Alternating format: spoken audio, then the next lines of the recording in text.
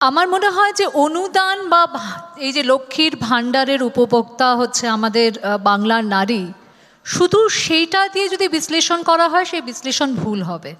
বাংলার নারী কিন্তু গণতন্ত্রেরও নির্মাতা। বাংলার নারীর ভোট শুধু কৃতজ্ঞতা দেখানোর একটি উপায় নয়, বাংলার নারীর ভোট হচ্ছে তার গণতান্ত্রিক মৌলিক অধিকার।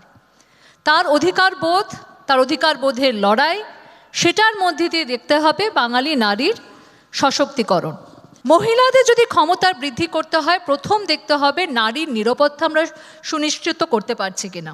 পিরিয়ডিক যে লেবার সার্ভে বেরোয় তাতে আমি দেখছিলাম ফিমেল ওয়ার্কফোর্স পার্টিসিপেশন রেশিও, এবং আপনি যদি এটা দেখেন আমাদের দেশের যদি ন্যাশনাল অ্যাভারেজ দেখেন, স্পেশালি গ্রামীণ এলাকায়, বিশেষত গ্রামীণ এলাকায় পশ্চিমবাংলায় female labour force participation ratio national অ্যাভারেজের থেকে নিচে।